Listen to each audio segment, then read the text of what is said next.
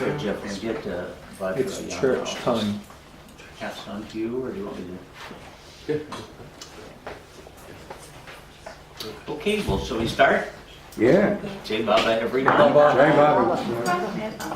No, these are all taken. This is the third session on Buddhism, and today we'll be talking a bit about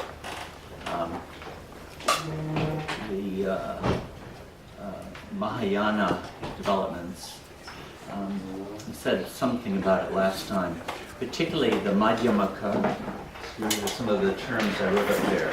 On the third line, the Madyamaka, which is one of the great foundational schools of Buddhism, associated with Nagarjuna is his name, one of the greatest figures in history of Buddhism.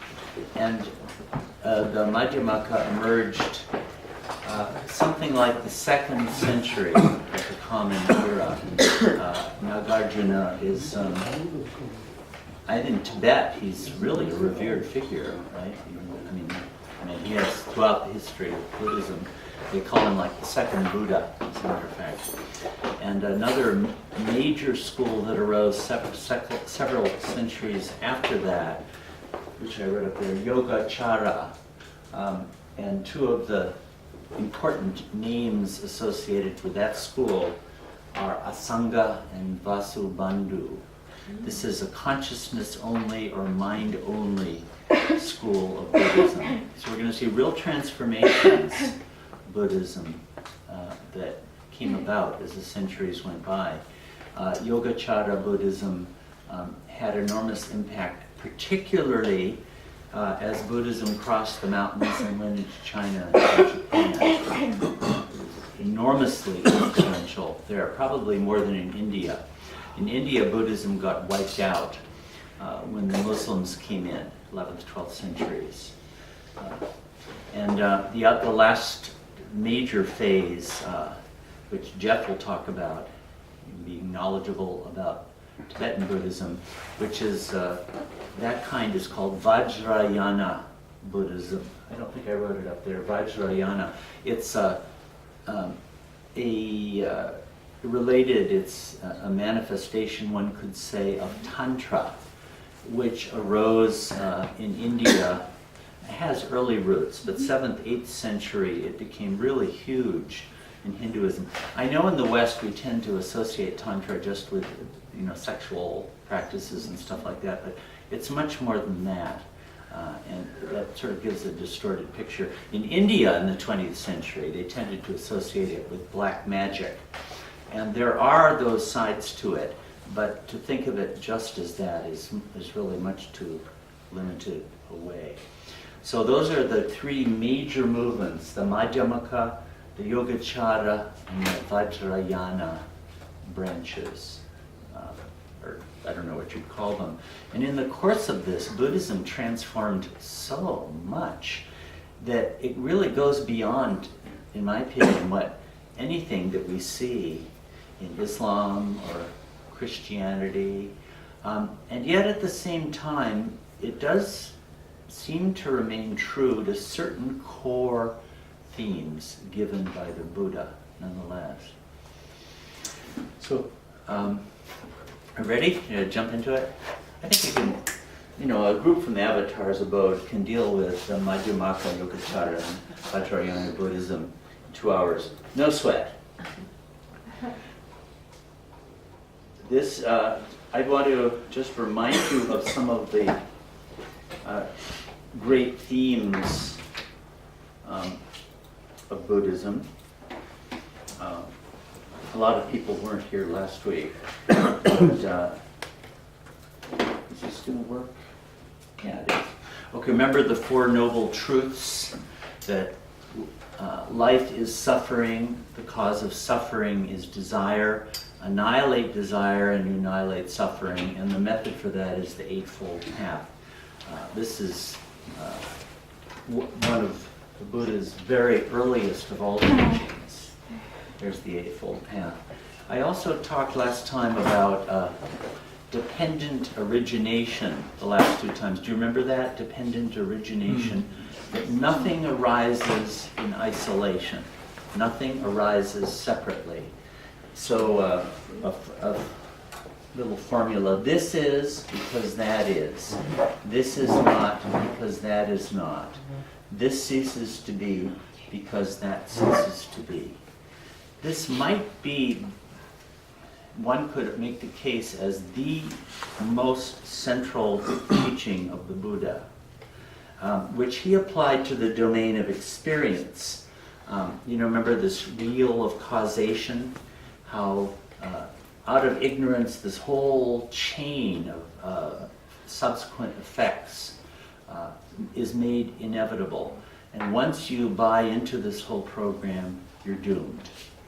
And the wheel keeps spinning and you never got off. It's a really, I think, very powerful analysis of bondage. I personally think in our Baba culture, this is something really to take in and absorb as a gift from a previous Advent. The 12 Nidanas, these are called. And we looked at this image as a presentation of that idea, if you remember all this. I'm just reviewing some stuff. What we call this, one of the fundamental doctrines of Buddhism, there are three marks of existence, existent things, you could say. They're impermanent, they're suffused with suffering, and they are soulless, without a soul. Buddha denied the existence of the soul, which is quite in contrast with Vedanta, which that was saying at this very same time, the Upanishads, that the soul and the oversoul, the Brahman, are one and the same. But Buddha didn't buy into that program. I've always thought that was kind of curious, because there was this magnificent idea of what the soul was, coming to birth in India right at the same time. But Buddha was a critique of, but what he seems to have meant by soul is what in our Baba lingo we would call the false self. Right? There is no such thing as the false self. But the false self is comprised of these 5 skandhas, these 5 heaps of things. That's what we imagine ourselves to be. It's just a collection, heaps of different things. None of them are real. And when you become enlightened, you realize their non-existence. So actually, the goal of Buddhism, strictly speaking, is not so much to annihilate the self as to realize its utter falseness and non-existence. So that is really Buddha's focus was always on that, the annihilation of suffering through the realization of the nullity of the false self. He wouldn't go into metaphysics. He wouldn't go into ontology. He actually wouldn't answer the question whether there's a God or what happens to Buddhas after death or other things like that. You remember, was it last time we did or was it the first time, the analogy of the man shot with a poisoned arrow? Do you remember that? First time. The first time. So he wouldn't answer any such questions. So these are the 3 marks of existence: impermanence, suffering, and no self. Okay, now out of that came, in the early centuries, the Abhidharma. There are 3, these early Buddhist schools had, we're talking about scripture now, like in Islam there's the Quran, and Christianity there's the Bible. The conception that emerged was that there are 3 baskets of scriptures. The sutras, where you'll find words directly attributed to the Buddha. The Vinaya Pitaka, a Pitaka is a basket. The Vinaya, which has rules of the monastic order and the disciplines associated with it, which was a big deal. If you actually have rules and disciplines, the people subject to it wind up caring a great deal about it, even if people 2,000 years later think it's stupid. It's not stupid when you're living under it. And the third one is the Abhidharma, which was a kind of a systematization of early Buddhist I'll say metaphysics, but you understand it's a diagnosis of the phenomenon of experience based on Buddha's approach that it's a product of dependent arising. He wasn't making a claim about whether it exists or not. He was talking about what we actually experience and how to solve the problem of all of that. Okay? I'm just reviewing some of this stuff. And now, yeah. So now I want to come back to the central idea in many ways in the Abhidharma. Abhidharma means about Dharma. And Dharma gets used in, the three jewels, the three refuges of Buddhism. I seek refuge in the Buddha, I seek refuge in the Dharma, I seek refuge in the Sangha. And the Sangha is the community. So here you would seek refuge in the Avatar's Abode community. And you'd seek refuge in the truth that Baba gave, and you'd seek refuge in Baba himself. That's another real basic idea in Buddhism. Well, Dharma in Abhidharma, as we said last time, came to mean something else.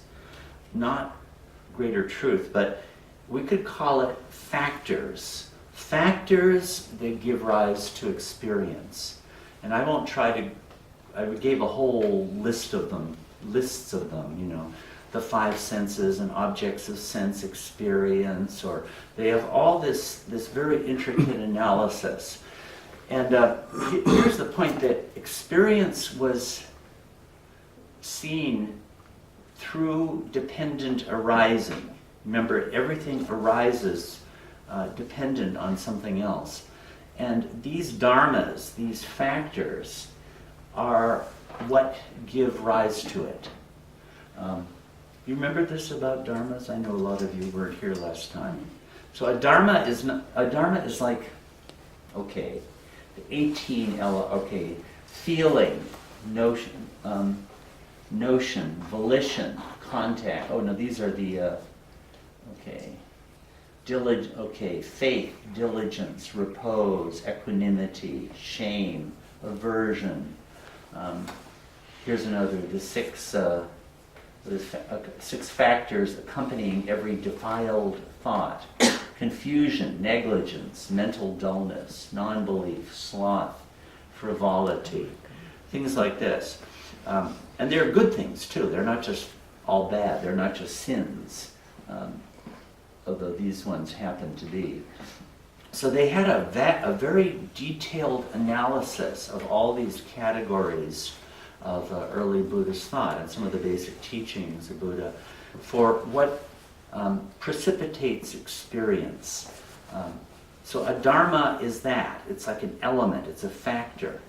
Well, what this became in the Abhidharma emerged, I don't know, maybe 200 years after Buddha or so, something like that.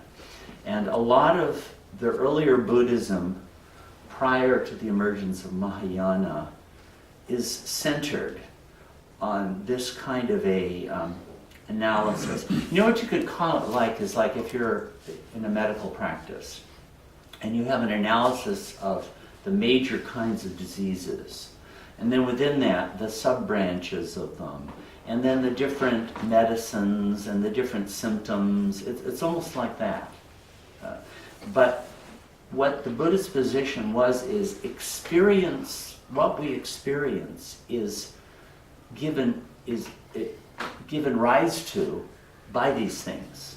This is what precipitates experience, if you see what I mean. What we're experiencing is actually created by these factors. And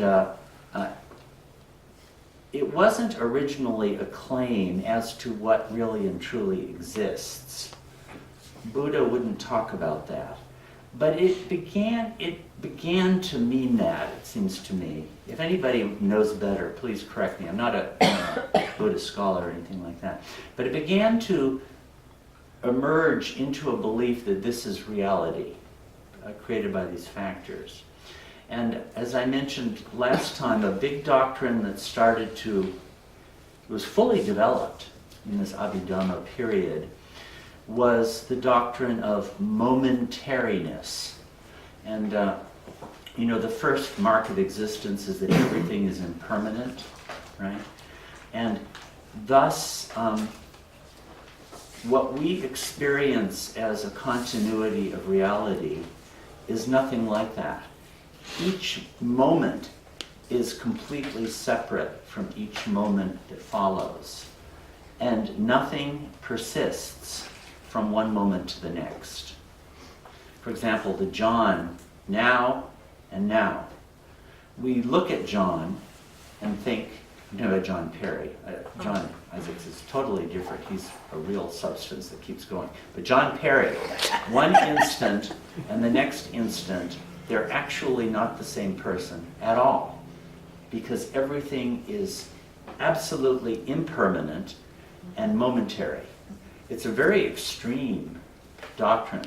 And it gives rise to the question, well, if John Perry is actually two completely different people 1 second apart, why are there so many apparent similarities, right? And the explanation is, you'll hear a lot of this lingo in Buddhism, Buddhist communities, is it's actually a stream. That's one of the metaphors used. You don't have the water is constantly changing, but you think there's a regular stream there, right? It appears like a stream, but it's actually constant change. And each instant gives rise to the next instant through this 12 nidanas business as an illustration of it, of the dependent arising. Each gives rise to the next instant that follows. And nothing is continuous, right? Am I making sense to everybody? Mm-hmm. So it's a very radical critique of human experience. What we see is not at all the reality of things. And now in the Abhidharma, all of this, the cause of it all is these dharmas, all these factors, right? So what is the status of these dharmas? Now I'm getting into what we didn't cover last time. And there actually were some different views. There are two big schools that emerged, the Vaibhasika and the Sautranika, they're called, based on sutra, Sautranika. And the Vaibhasika school took the view that actually dharmas are real. These factors are actually real, from the past to the present and the future. So Chris may not be real, but all these constituent factors that give rise to the illusion of Chris, they are real. But each moment they recreate the appearance of phenomenal reality. Every second they do that. But those are real. This other school, the Sautranika school, took the view that actually the only thing that exists is this very present instant. And dharmas are real in this instant, but they're a momentary phenomenon like everything else. And each new instant there are these new dharmas. But in both visions of things, these dharmas actually are a kind of a reality, an empiric. Like Trish may be a complete illusion, but these dharmas, these factors that give rise to Trish, they really are real. Okay, and this may seem like a very extreme kind of account of things, but I'd just like to familiarize it. It seems to me in our modern world, the dominant view, in my opinion anyway, is kind of created by a kind of materialistic scientism, so to speak, where everything is ultimately reducible to energy and matter. And according to people with this view, people don't really exist. People are epiphenomenal, so when you die, you're gone, right? This sort of, I'm not saying everyone subscribes to this, but this is a very widely prevalent view. Well, in a sense, this is, I can relate it to what had emerged in Buddhism. This is me talking now. It seems to me that the problem that, from a spiritual point of view, that could arise is there isn't any God in the picture, and there isn't any soul in the picture. All you've got are all these dharmas that are giving rise to an illusion of the world, but the dharmas are just these sorts of factors. In a way, it's a kind of a, I couldn't call it materialistic outlook, but there isn't any divine principle in it. Kind of spooky. Sounds atheist. Yeah, Yeah. it sounds atheist, and people have accused Buddha of atheism, but that's actually not true. He simply wouldn't talk about the matter. He wouldn't address it. But this is starting to sound atheistic, actually. I may be wrong about this, but my feeling is that this is part of what led to the reaction against this that you'll find in Nagarjuna especially. Okay, does everybody follow this so far? You see how radical a point of view Buddhism had really introduced. Of course, the Vedantists were every bit as bad. They were saying that the soul is really one with God and the whole world doesn't even exist. It's just Maya. They were full of wild and crazy guys in India back in those times. Well, now we come to the Madyamaka. That was first, second century, that period we're talking about? Well, the Abhidharma might have emerged something like 300 BC. Okay. And it was at the center of these early schools, up through, say, the 1st century AD, something like that. And the Abhidharma didn't die either. I mean, even Nagarjuna, his point of view was actually kind of a subtle one. Because it's an analysis of phenomena. It's an analysis of the objects of experience based on Buddha's critique of suffering, right? Suffering being produced by desire. So it's a development of that. It's quite an accomplishment, this Abhidharma. I mean, Buddhism did not lack for brainy people, and people with a lot of acute insight also. I mean, there must have been great masters in this picture, I'm sure, in the early centuries of Buddhism. So I'm just doing a running thing through it. That would be the first noble truth, that life is dissatisfaction or suffering. So, Yes. And then you've got the other three. Yeah. And as part of the cure for suffering, this would be an analysis of experience as being produced by that, through dependent arising, through pratitya samutpada. It's all given rise to this illusion of what we experience. Again, I don't have the understanding that Buddhism was actually making an ontological claim that the universe doesn't exist, not at that time. But it was making the claim that this experience is produced through dependent arising.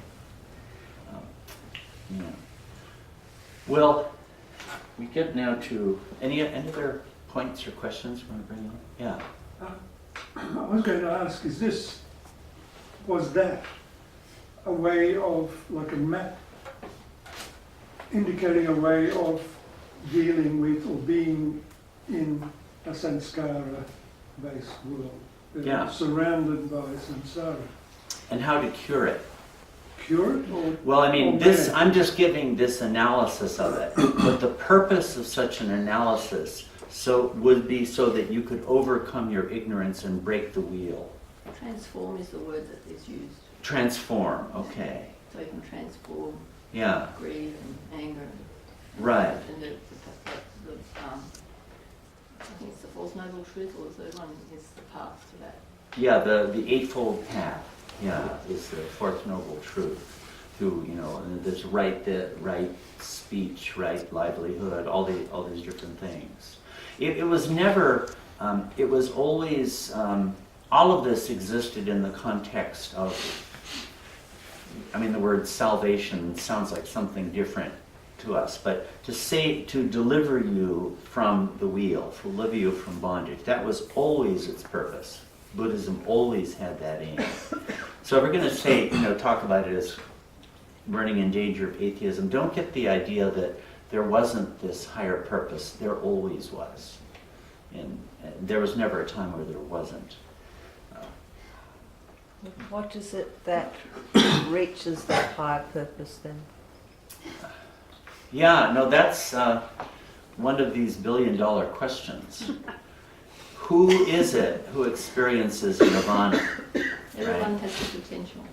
Yeah. But there are no That ones. idea is going to come up under Mahayana. It's called Tathagata Garbha, or Tathagata Dhatu, I think that's the other name of that. Buddha nature. The Buddha nature. But that wasn't there at first. That sort of was an idea that emerged as time went on. Well, this is the great transformative figure, Nagarjuna, 1st to 2nd century AD, something like that. We don't really have any biographies of him that are historically reliable. They're from much later. And a lot of them have all these fabulous stories. I think one of them, I think China actually had the earliest accounts of Nagarjuna's life. There are these, I mentioned last time, Prajnaparamita Sutras, a whole new class of sutras. All these new sutras began to emerge. That was one of the 3 categories from the beginning. But now all of a sudden there are lots of new sutras, which, according to the Mahayanists, had been concealed by the Buddha and were coming out later. Some of them were in the Tushita heaven. Some of them were recovered from there. The Prajnaparamita Sutras, which are very much an expression of some of the key themes of Nagarjuna, were supposedly found by him. I think he went to the bottom of the ocean, the realm of the Nagas, or the snakes, and got them from there. So, we have all these exotic stories about him. But he was the founder, one could say, of the Madyamaka school of Buddhism. And, I'm going to try to explain it this way, and by the way, I do repeat, if somebody knows more about this or wants to, please speak up. I'm not pretending to be a Buddhist scholar or anything like that. But he engaged in a very radical critique of this whole idea of dharmas, which in the Sautrantika and Sarvastivada and Nirvabaishaka schools had the status of reality. What we experience is produced by it and is kind of a fiction. But the dharmas themselves were real in the Abhidharmic analysis of this. Nagarjuna completely rejected that and engaged in a really devastating critique.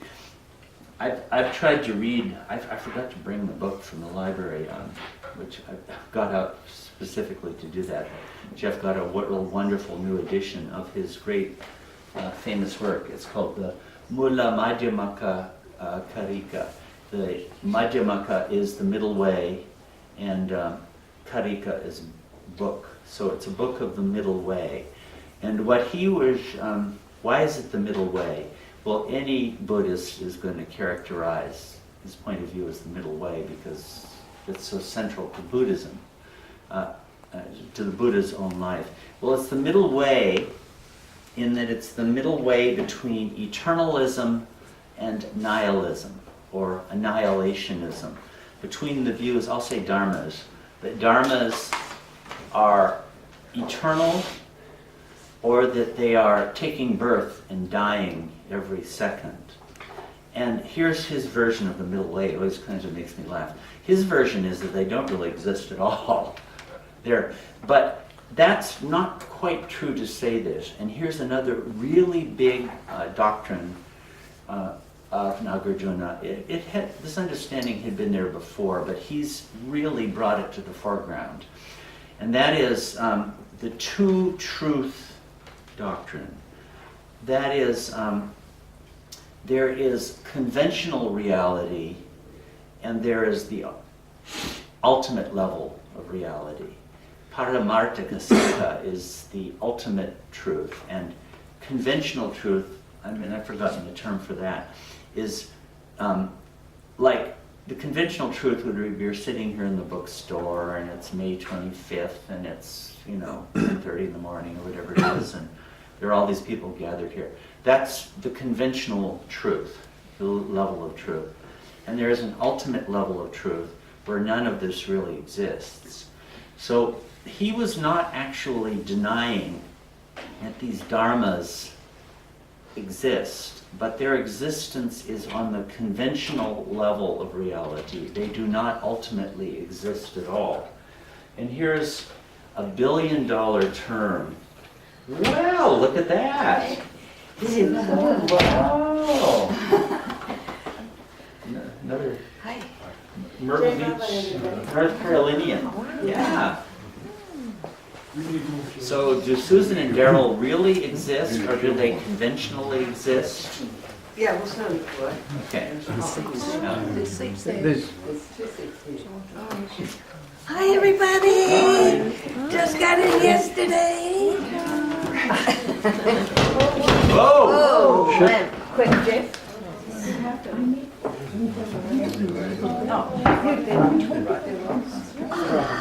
Where did you go? Great. We met yesterday. You're walking down the hill. That's David. That's David. Good. Sorry. An ugly one. Did this start at 10:30 or 10? 10. Oh, hey, how are you, Jivama? I'm sorry, we thought it said 10:30. So I'm going to read a little bit from this. The name of the school is a reference to the claim, Madyamaka, that avoids the two extremes of eternal essence and annihilationism. The doctrine that things have essences while they exist, but that these essences are annihilated just when these things themselves go out of existence. The conviction of the Madyamaka school, which can be called the centrist school in English, is that this middle path is best achieved by a denial that things have any inherent natures at all. Nothing, by the way, I should actually write this term, but the term is, where did I put it? It's on the floor. On the floor. Oh yeah. The term is swabhava.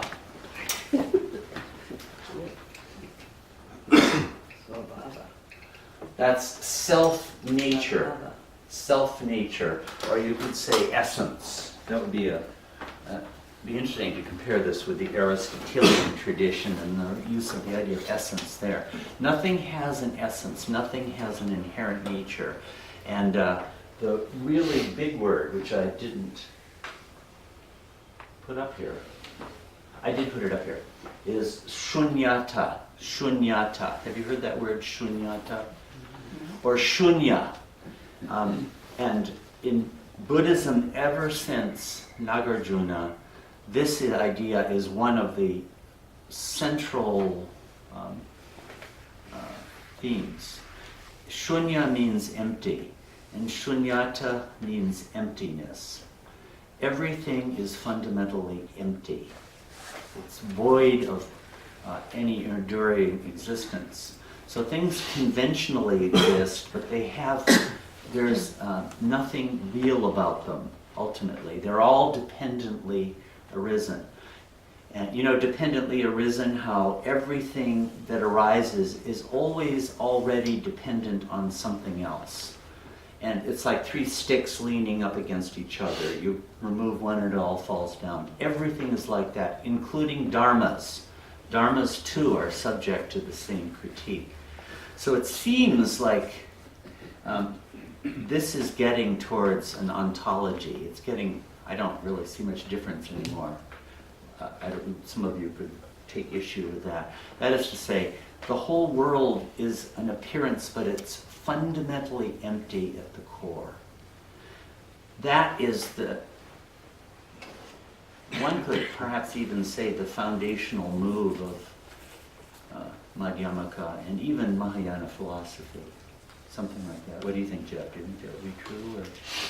Yeah, I think they went on arguing about what exactly was the shunyata. Right. Ever since. And that's, yeah. It's a huge question. Yes. And it's a huge question about Nagarjuna also. And to this day, people really fight about it. Some would say he would never subscribe to the word nihilist, but that it's essentially a view that there really is no truth at all. And others, an opposite point of view, was that he was attacking any attempt to conceptualize truth, because there's no way of understanding it. And that he was actually, when you read the Buddha Madyamaka Karika, when I've read it, it's not very long, but it's devastating. I felt like about halfway through, it's like, man, I am just being pulverized. And I'm not even a Buddhist, but like he would devastate every point of view. There's no point of view that he upholds. He just attacks everything. And I'm thinking, well, what am I supposed to believe in? You know, where am I supposed to? And he doesn't leave any ground at all. Sometimes the Madhyamakas would say, we affirm no position at all. There's no truth at all that we affirm. So is that what Madhyamaka is about? Or is it actually affirming something? Nagarjuna would never talk about transcendental, but is there actually some transcendental reality that can't be discussed? I think when it comes to negative theology or negative philosophy, Nagarjuna is unbeatable. He's tops in that line.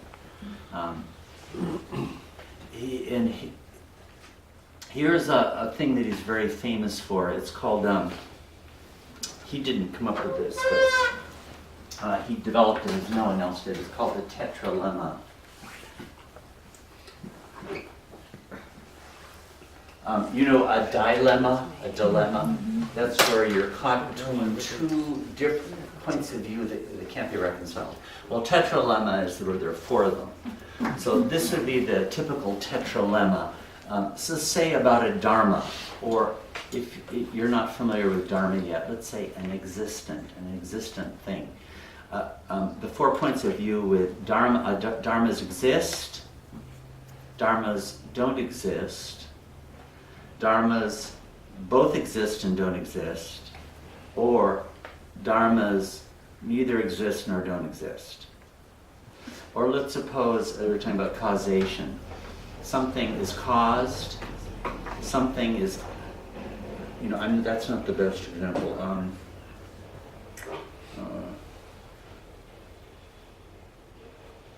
Like change in motion. Something changes, something doesn't change, something both changes and doesn't change, or you can't attribute anything of the sort to it at all. Well, that would seem to cover all possibilities, right, wouldn't it? So he'll do these arguments where a dharma, he'll say, it's impossible to affirm the position that dharmas exist. It's impossible to affirm the position that dharmas don't exist. It's impossible to affirm the position that dharmas both exist and don't exist. And it's impossible to affirm the position that they don't exist, or whatever the opposite of the negatives would be. Well, then what the heck am I supposed to affirm then? No point of view is true. So, and he uses this kind of critique on all of the central doctrines of Buddhism. When I was halfway through this thing, I was thinking, why didn't they lynch him as a heretic? In what sense is this guy a Buddhist?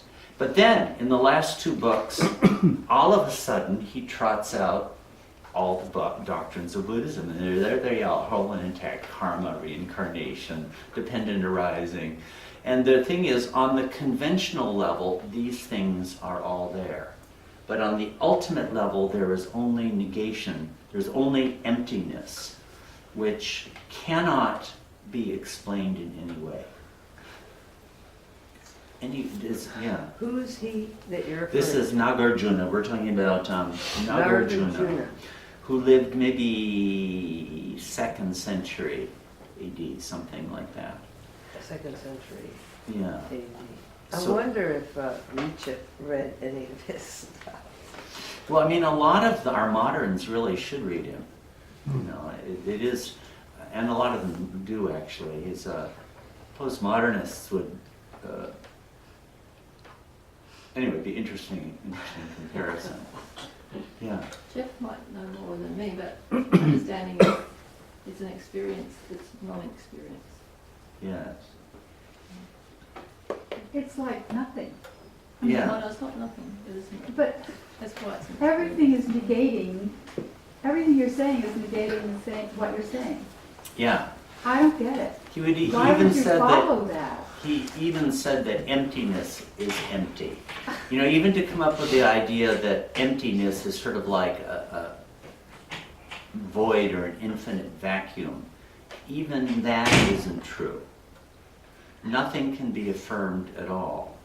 So So, yeah. where's the substance? Yeah, well, that's the thing, substance. There is no such thing as substance. Where's the attraction to this way? Yes, really. Yeah.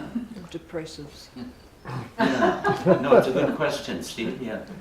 There was a Bible lover who's passed on now, but he used to always make the distinction, if people use the word reality, Mm. he would undo that by saying, no, dear, actuality, not Yes. reality. Yeah. So Yeah. emptiness and Actuality, you could say. actuality. Actuality is produced by these dependent arisings. But this whole philosophy would really be a disassociative meditation, wouldn't it? Yes. Yeah, that's an important thing, by the way, to be sure to remember that we're talking not just about theoretical philosophy, but a meditational practice was always central to it. I don't know, I personally, I'm not qualified enough to have an opinion, so if you want to hear a jackass bray, just listen on this. I personally think it's a critique on any attempt to understand truth. It simply can't be done. And he might have been attempting to undercut a kind of over-intellectualization and a kind of a Deconstruction. yeah, as a deconstructed, this, what had happened with the Abhidharma, a kind of a intellectualized, secularized view of reality was settling in. And he was trying to break it up. That's my guess. I mean, I personally have always had the feeling this was probably a very great soul. But that could be wrong. Maybe he was just a brainy intellectual. But there's no doubt that his impact was enormous. And ever since then, shunya, sunyata, this whole topic, has been one of the dominant themes, certainly in Mahayana Buddhism. This is my best I can do. Yeah. Boyd, how does he bring it back into something like a structure, like the last couple of books where there's karma and so forth? How does he make that happen? Yeah. Well, it's as I understand, he's making the point. He's not taking the either extreme view that these things exist or that these things don't exist, so far as dharmas go. Dharmas that give rise to all of that. Right. He's not taking either of those points of view. And conventionally, they do exist as part of the phenomenon of experience. And he's not actually denying that. Okay. But he then describes them. But they're ultimately empty. There's nothing to them. They have no essence. They have no substance. Okay. So you might say he's radicalizing what Buddhism had already done. Buddhism had already said conventional reality that we see, you know, like Ra's or, Pat or whatever, are conventional constructs, but they don't really exist. They're reducible to dharmas, right? Well, he's bringing the same critique to dharmas. He's saying they're on the same standing as everything else. They appear to be, but they don't ultimately exist at all. It's actually very freeing. It's like sort of Yeah, absurdly freeing in some way. I could see it. yeah, Does he bring the two levels of truth, conventional, relative, and Yeah. absolute truth? yes. Those are the two levels of truth, and he seems to be. By the way, I want to say, Baba lovers hold to a similar view, whether we think about it this way or not. Because Baba says all of this is a dream, and most of us say yes, yes, yes, Baba. But then if somebody, tries to throw a stone at me, I duck as though the stone is real. I actually think it's quite real. But I accept what Baba has said, that it's not real. The everything and the nothing. Yeah. So this is actually the same view. We just, Baba never gave a language to it. I don't think Nagarjuna actually was the first to formulate this, but he really was more explicit and developed about this. And like Shankaracharya, if you remember Shankaracharya, the great minor incarnation of the Abode, the greater figure in Vedanta, had a similar view too. In fact, most of these Indian philosophies, there's an apparent reality and there is an ultimate reality. And Shankara had a third level. They're just pure illusions like dreams or mirages or stuff like that. So he's greatly associated with this. I think Baba very neatly summarizes this by saying God alone is real. Everything else is illusion. Right, That's right. what's missing is God. The God part is not there. But he did supply a word, shunyata, which is emptiness. And, Baba did say of Buddha himself that his mistake was in saying that the final goal was nirvana, which is the realization of the divine vacuum. Whereas the moment after nirvana, you have nirvikalpa samadhi, which is the I am God state. And Buddha never spoke about that. So this seems to me to be getting to the infinite vacuum state, actually, but doesn't go to the further affirmation of I am God. I'm struck in going through some of these, religious traditions that the people who follow the avatar, I think actually the avatar is to blame, because he sets certain limits, and the people who follow him, even the great ones, don't transgress those limits. Or if they do so in a way that kind of marks the limit all the more. Like Muhammad never said that he was God, right? So Al-Hallaj said he was God, Al-Haq, and he got crucified for it. So he both transgressed the limit, but also the effect of it was to mark the limit, that in Islam you don't go there. And they got very close to the line, but wouldn't cross it. So similarly with Buddhism, he came to the fundamental principle of emptiness at the core of it. And just to jump to our own Baba culture, we have the everything and the nothing. I think when this starts to get explored, one of the questions that I would look at is the nothing the same thing as shunyata, which actually means emptiness? Because shunyata is very developed.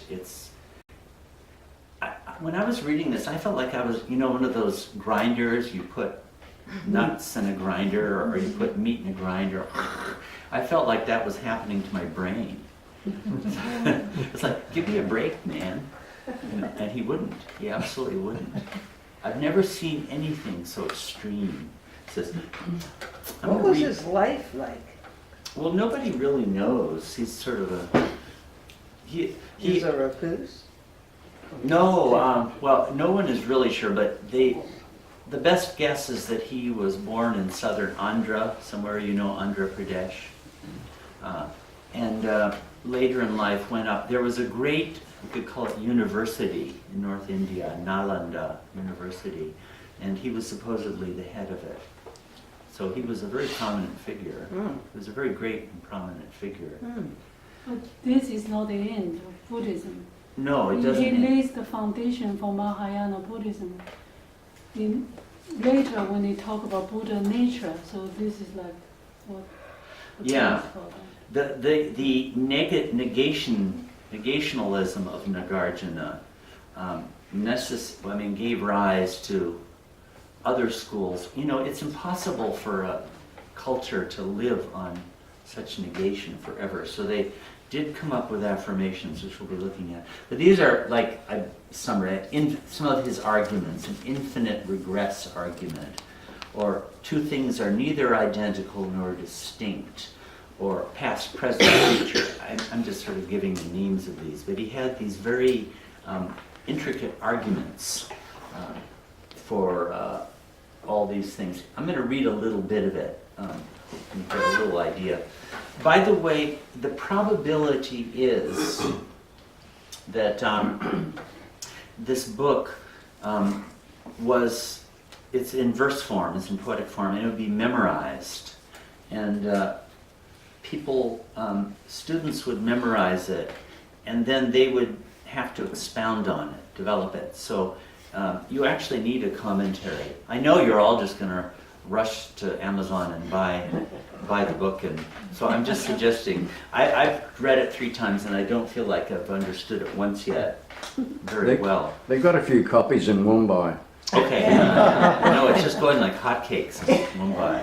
There's a fish and chip shop. Yeah, that's right. As you eat your fish and chips, you Under the can, shelter. debate about a verse of Nagarjuna. But it's you really do need a commentary, and that's probably how it was meant to be used in the first place. Somebody would recite a verse, say, and maybe the mentor would say, okay, well, how about this and how about that, and they'd have to be able to explain the doctrine. So you actually do need that when you read it. But I'm just going to read you a little bit to give you a sense of the flavor of it. Not from itself, not from another, not from both, nor without cause. Right? Those are the 4 possibilities. Never in any way is there any existing thing that has arisen. Why would he say that has arisen? Does that ring a bell? So,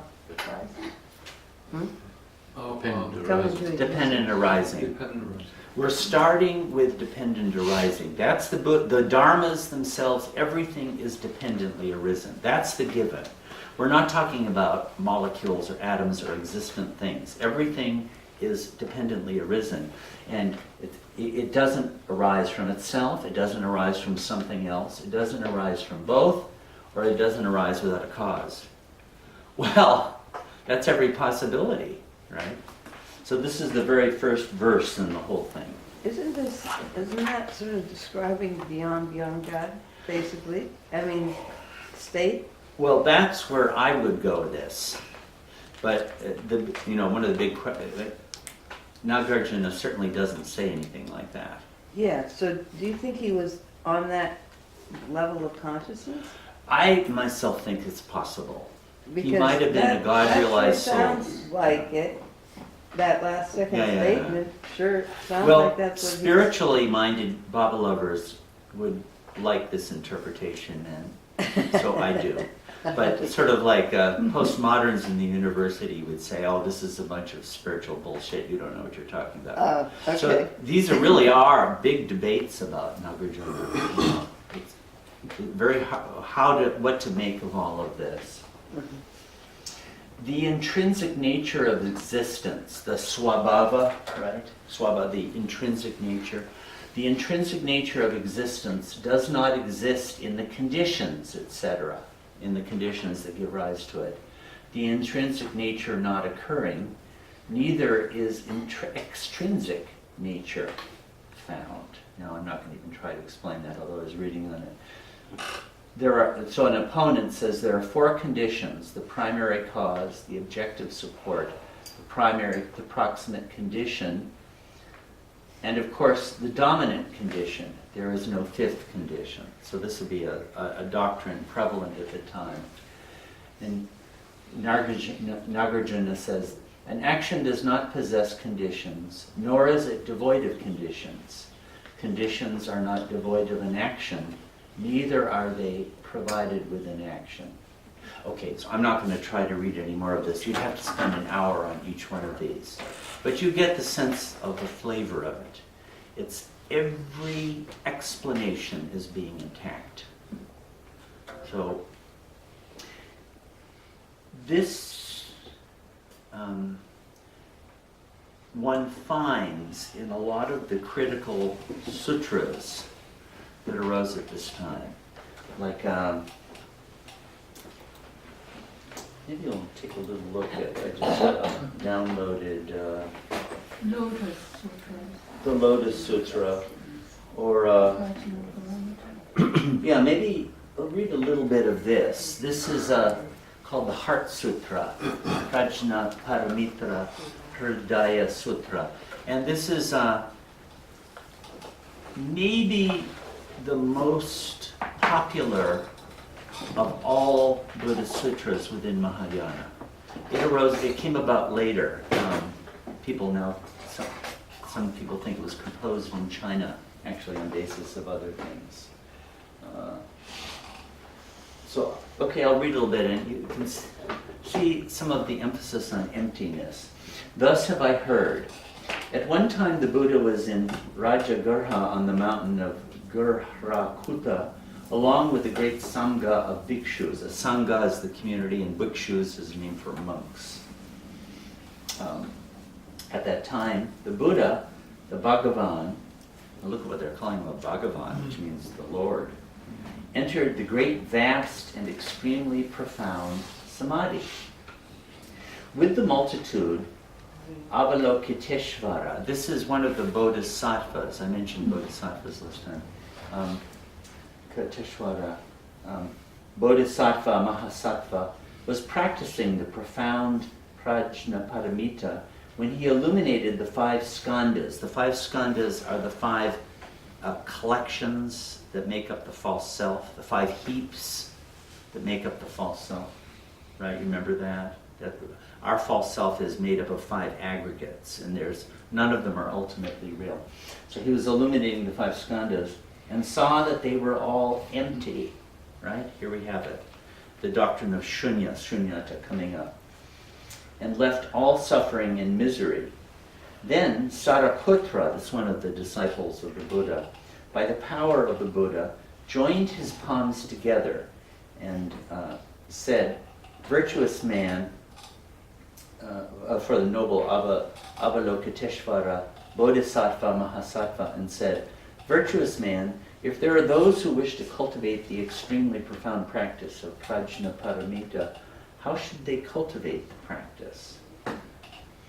After speaking thusly, Avalokiteshvara Bodhisattva Mahasattva addressed the elder Saraputra, saying, Saraputra, if virtuous men and virtuous women practice the extremely profound practice of Prajnaparamita, they should contemplate the 5 skandhas as empty of self-nature.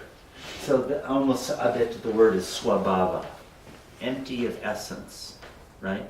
That's the thing that Nagarjuna was driving at. It's empty. It's not that those dharmas aren't there. They're conventionally there, but they're empty. They have no essence about them. Saraputra, form is not different from emptiness, and emptiness is not different from form.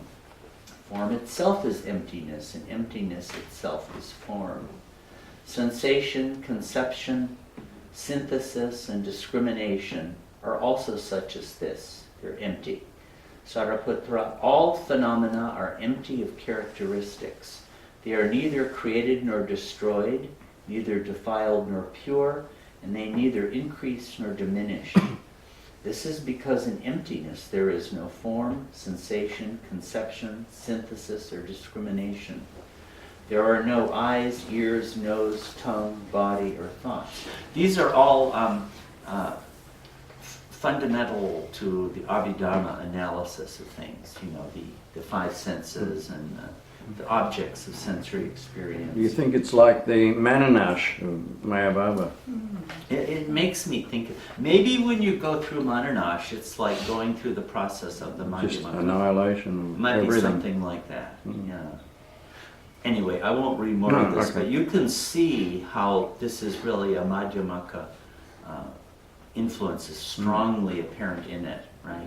Could I make a small comment? Yeah, This please. Heart Sutra is very important for Buddhists, even like for Pure Land Buddhists who take the Buddha Amitabha's name. They recited this as the theoretical balance to the bhakti path they practice. And the interesting thing is the Chinese translation is about 260 characters, similar, almost exactly the same number of characters as the Pavatika prayer. And it makes me feel that Baba gave us the Master's prayer to give us a theoretical foundation for what God is like. So Baba people, once they can recite that, understand that, they don't even need to read God Speaks or even intelligence.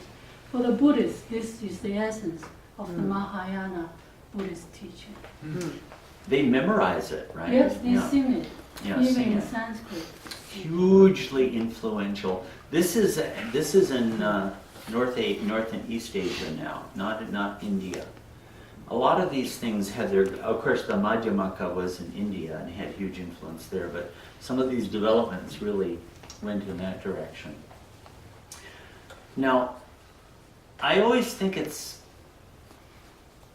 there must be a lot more to it than there apparently is. Why Nagarjuna is associated with Mahayana? Well, this emptiness theme is there, but there are a lot of other themes that I wouldn't have associated with this all that quickly. I mentioned them last time, but I want to call them to mind again. One of maybe the thing that gets associated, by the way, the term Hinayana is a term that the Mahayanists coined. And I myself think it's probably not the most respectful way of speaking to someone who would fall into these categories. It's a put down. Mahayana means the greater vehicle, and Hinayana means the lesser vehicle. So it's a put down of these other schools. The major branch of this today would be Theravada. I personally think it's a better name to use for it than Hinayana.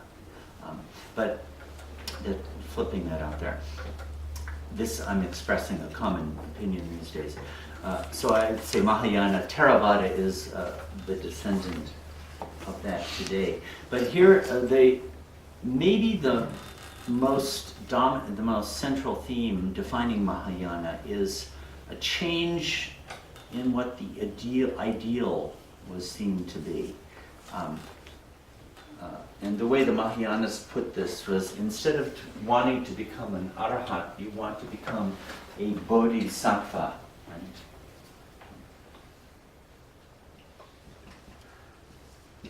Right? A bodhisattva. I'm sure you've heard that word.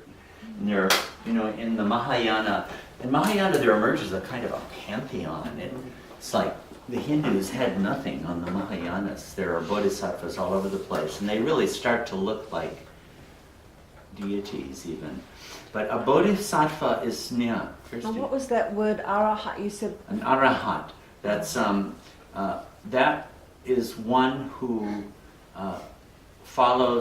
is following the Buddhist path with the goal of achieving liberation and breaking free from the wheel of birth and death, which is what Buddha apparently taught, right? But this came under criticism.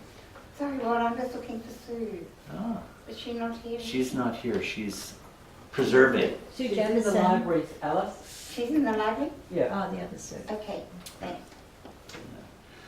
So the Mahayana Buddhism felt that this was, I'll use the word selfish.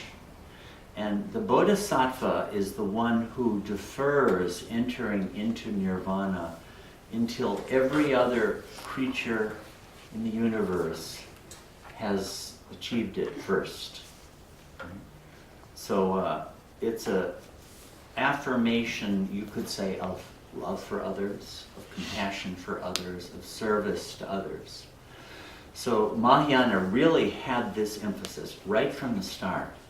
As we mentioned last time, this arose right at the same time as the advent of Jesus, so one wonders if there wasn't a connection. Some other big themes of early Buddhism. One is, you may have heard the term upaya, useful means. Upaya, have you heard that? Upaya.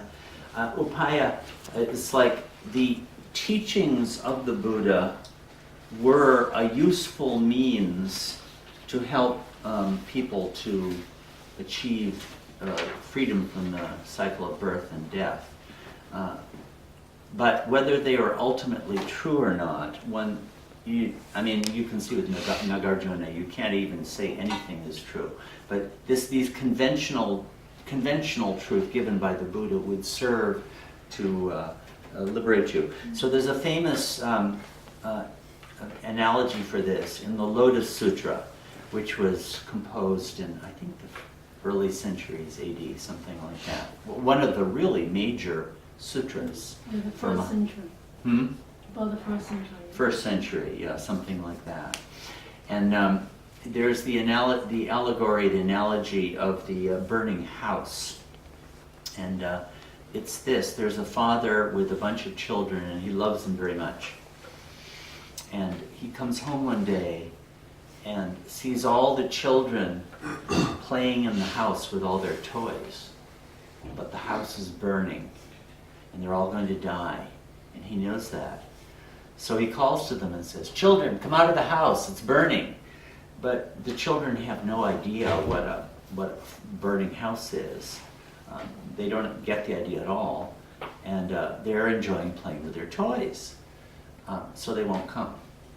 So the father, being a master of upaya, of useful means, says to the children, "Children, look, I've got much better toys than you have." and this gives illustrations. I think they were playing, he says, "I have this chariot and horses pulling the chariot," all these great toys.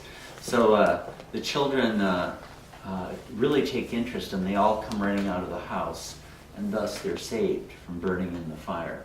And the Buddha says, all that I am teaching you is like this. It's a means to help you escape from the burning house. But ultimately, these are just toys. They're not the real thing either. That's right. It's actually a very famous analogy. So this is an idea that really emerged under Mahayana Buddhism also, that all these explanations are just useful means. What would you say when the Mahayana Buddhists say that Hinayana Buddhists are selfish? Would they say that Hinayana thing is also a upaya? And they're not really selfish? From Baba's point of view, Right. these people are breaking away from the sanskaras. Right. When they finish with their sanskaras, all the people that are associated with them, Yeah. that relevant Right. sanskaras are broken free. Right. They are doing a great service to the world and to all the people Yeah. that are connected with them. Okay. So I feel that Mahayana Buddhists are using that to promote their own Right. rather than stating a fact, a truth. And I think a lot of the Theravadins and others They don't would have like said it. just what you said, Yeah. that it's that in fact the only way to help others is to become free yourself. Yeah. There are two sides to this debate. Even Milarepa himself said, Mm. unless you are there, you can't help. You can't Yeah, really help yeah. other people. I remember I brought this up with Erich one time, and he gave the analogy. I was getting my PhD then, and he said, well, let's suppose you're trying to get your degree and you're in a family and all the other children are bothering you, wanting you to play, and you push them away saying, no, I can't do it, because when you get the degree, then you can support the whole family, then you can really help them. But while you're still getting there, you have to remove yourself and not play with the other children like that. So there, I don't know, I'm trying not to buy into either sides of this great divide. I mean, we have this It's a big split. pie, it's probably very useful for them, Yeah. mind. They even said the earlier teaching was for people with inferior mental faculty. Yeah. Mahayana for superior intellect. And it's all kind of. Yeah, it could be very insulting. Yeah. So, Has that got an overlap with that concept of duty, that one of the things the Buddha had to sort of boot out was duty, that sense of socially yeah. given rules of entanglement? Yeah, and in fact, Buddha's the first great biography of Buddha, Ashvaghosha's Buddha Karita, centers on that theme, telling his life where when Buddha wants to renounce the world and all the other people in the picture come to him and say, it's your duty to, be a king and bring up your children and love your wife and take care of your kingdom, and when you get old, then you can renounce the world. That was the conventional Hindu way. And Buddha responds by rejecting that whole idea. So Buddhism was a big attack on some of the conventional dharmas of India, and it seems to me when it got to China, man, I mean, look at Confucianism. It seems like, where was his filial piety when he renounced the world and broke his father's heart? So Buddhism really was a radical challenge to a lot of social norms. But another thing that started to happen with the rise of Buddhism was the idea of who the Buddha was really did get transformed. And some of the scripts, the sutras, start to represent him as someone who is eternal and eternally present. Now that seems like it wasn't the idea at the beginning at all. But when you read the Lotus Sutra, it kind of makes me laugh. It makes me think of a big rock concert. And Buddha's up there, and welcome to the Bodhisattva Avalokiteshvara. And he comes on stage, and the crowd goes wild, and then I'm being a little facetious, but these various bodhisattvas start to look like gods, really. And the Buddha doesn't at all look like a historical individual who passed away into nothingness. He's very much present. And so we start to have this is one of the doctrines illustrating this, the three bodies of the Buddha. The Dharmakaya, or truth body, which embodies the very principle of enlightenment and knows no limits or boundaries. That's the Buddha's true body. The Sambhogakaya, or body of mutual enjoyment, which is a body of bliss or clear light manifestation. So if you have a vision of the Buddha who appears to you in lustrous luminosity, you're actually not seeing the highest body, you're seeing this Sambhogakaya Buddha. And the Nirmanakaya, or created body, which manifests in time and space. This will be the actual body of the historical Buddha.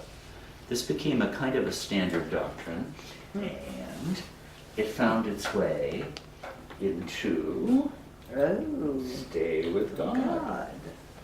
In two places. Here we have dream, etc.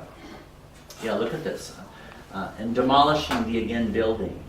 Annamaya kosha, pranamaya kosha, manasmaya kosha, and vijnanamaya kosha, and anandamaya kosha. This isn't Buddhism, this is Vedanta, the five sheets, but it's similar to Buddhism. Nirmanakaya, Sambhogakaya. It should be Sambhogakaya, by the way, it's misspelled twice. When a new edition comes out, I give a thought to that. And Dharmakaya. So there he's got the three bodies of the Buddha. And in fact, it comes up in another place. Here you have it again. Mind's daughters, wisdom and bliss. Dharmakaya, or the eternal one. Sambhodakaya, of knowledge. Nirmanakaya, of the perfect masters, etc. So we have Francis here acquainted with this Mahayana doctrine of the three bodies of the Buddha. maybe in the Australian Arctic, truth and truth body. Yeah. Divine avatar. Uh-huh. I feel it's from this Dharmakaya. Dharmakaya, yeah. Okay, now to come to Yogacara Buddhism, which is the two great names associated with it are Asanga and Vasubandhu, who reputedly were half brothers. And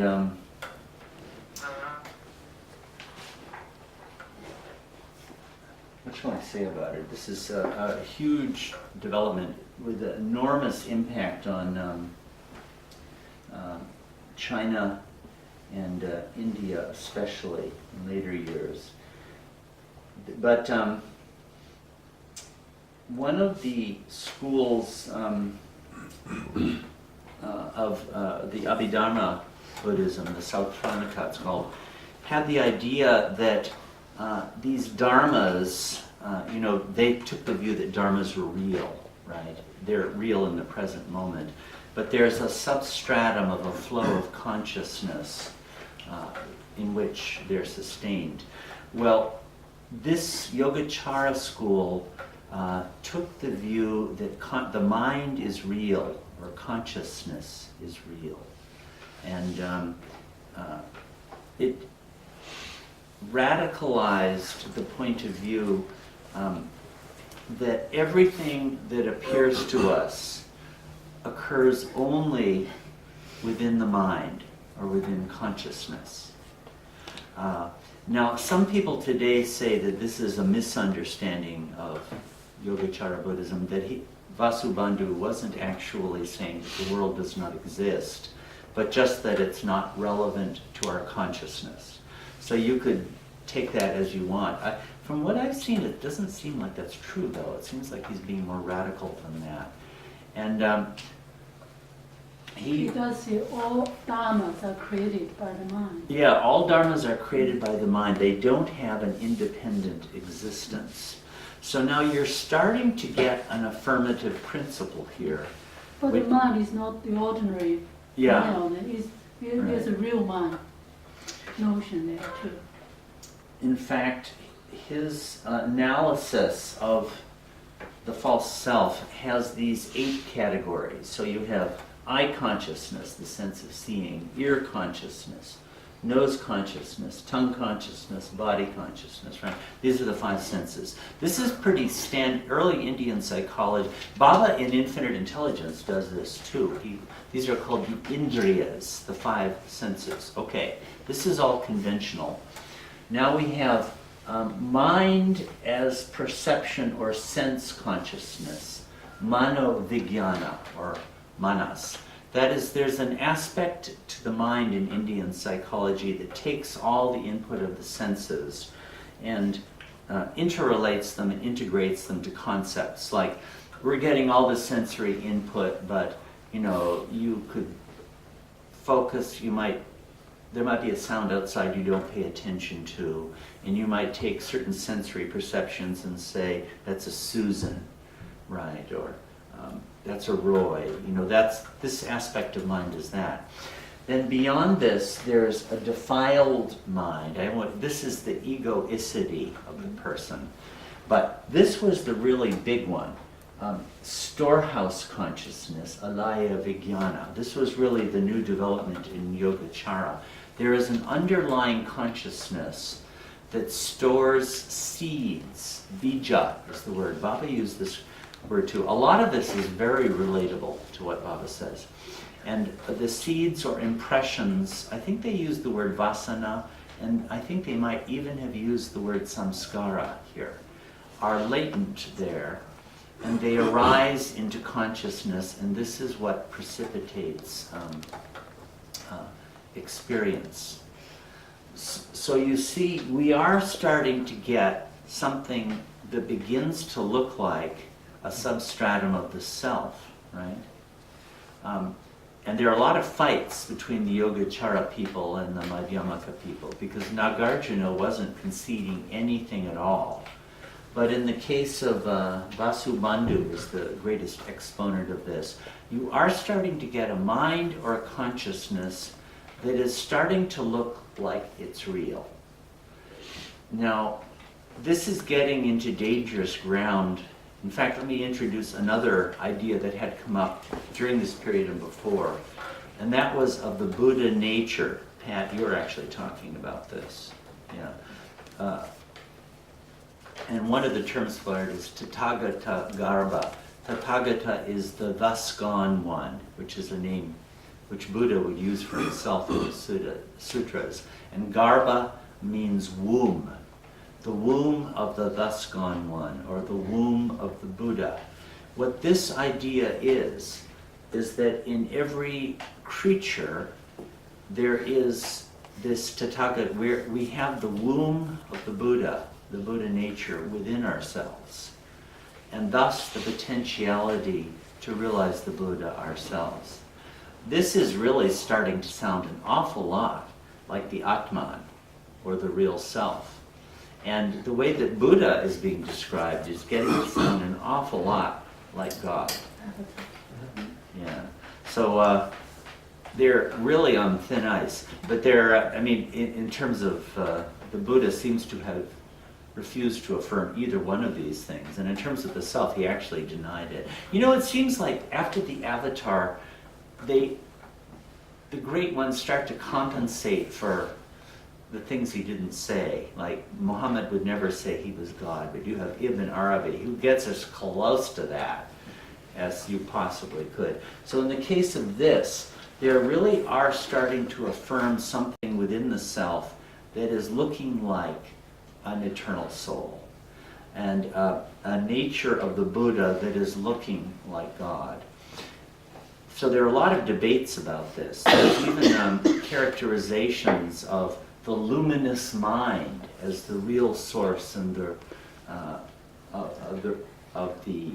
that which is within us, of the Buddha nature within us. Are you following all of this? It's sort of, they wouldn't, some of them actually will use Atma and make it as a reality that is there. But it was very hard to do that as a Buddhist, because Anatma is one of the fundamental doctrines expounded there. And there's one other thing the Vasubandhu took. He was explicitly non-dualist. So that is, the distinction between the subject and the object is unreal, ultimately. So, in these dharmas, you would have the subjective individual, and you'd have the dharma as something which is perceived, giving rise to this created universe. Well, that distinction is illusory and false. This is, again, getting mighty close to Vedanta, it seems to me, the non-dualist point of view. So this is quite a radical change. And under Vasubandhu, they formulated an idea of three natures. This is the nature of the world, or of things in the world. One is, I have it here somewhere if I can quickly find it. Yeah. Parakalpada svabhava, that's that word, nature. There's the imaginary world, the fiction that is the world that we experience. That's one level of nature. The other, the second, paratantra svabhava, dependent nature. This is when you understand the phenomenal world as dependently arisen. So when you start to get an insight into the truth of dependent arising in the nidanas, you're entering into the second level. And padanishvana svabhana, absolute nature, when you understand things as they really and truly are. And I imagine that the term that would most often be used for this would be shunyata, the emptiness of all things. In fact, some of the people defending the idea of Buddha nature would say, this is a characterization we put on shunyata. This is a positive way of describing the same thing. That would be an answer to all of that. So this is a little bit, we're going to come now to Vajrayana. But do you want to bring up anything about this Yogacara Buddhism? I have a Yeah. point to make too. This, they're based on the sutra, isn't it? The Yogacara is not independent philosophical thing. Yes, there were sutras that they drew on. One is like an explanation of the profound secret truth and things. Yes. And another thing I found interesting is these two brothers, they seem to receive teachings from Maitreya Buddha from in the two-seater heaven. And the 5 treatises by the Maitreya Buddha, he's supposed to be the future Buddha for the world. Yeah. And everything that comes from him is about consciousness. So I thought, Maitreya means compassion. I thought Baba, compassionate father, and Baba's main thing is about consciousness, evolution and involution of consciousness. Yeah. Almost like as Maitreya, he's given a little bit about consciousness, and then when he comes as Meher Baba, he gives a further explanation about consciousness. Yeah, that's all. Yeah. And by the way, Vedanta is very much centered on consciousness. In Vedanta, consciousness is identical with self, Atma. They're synonymous to Shankara, who was a couple centuries after this, around 700 or so, and he was very much in dialogue and in debate with these various schools of Buddhism as they had evolved since that time. Yeah, and the Yogacara, would it be true to say that in China that was kind of the dominant influence? There were 8 schools Yeah. by the Tang Dynasty of Buddhism. But they were hugely influenced. Yes, but now the two men, Chan Buddhism and Pure Land Buddhism, Yeah. but both draw heavily from Yeah. consciousness only school. It kind of faded out in India because Buddhism itself did. But, okay, so you've gotten Buddha nature, Tathagata Garbha as an idea that was, and these things, I have my impression is in contemporary Buddhism, these are all commonplace. Would that be true? Buddha nature, Well, some Buddhist teachers said the whole Mahayana sutras, all the hundreds, they all focus on one point, which is Buddha nature. Buddha nature, yeah. Which, again, it's really starting to sound like Atman is Brahman. It's getting mighty close to that. Well, it actually starts earlier than this, but in India, 7th, 8th century, Tantra really became big. And you'll have things like in Kashmir, Kashmiri Shaivism, there was a huge efflorescence of a Tantra, non-dualistic version of it. It appeared within Buddhism also, and Tibetan Buddhism really derives from that. So, Jeff, do you want to say a little bit about it? You're much more immersed in it than I have ever been. Yeah, I would like to say a few sketchy remarks. But if people would like 30 seconds to just stand up and stretch and shout the name of God or whatever you want to do, just to Hey, Baba. Yeah, well, with that. Yeah. Seems to be getting a bit stuffy here. Windows. I think I saw your video. Movie. Nice. Sorry about I'm finding it. You haven't been here before? No.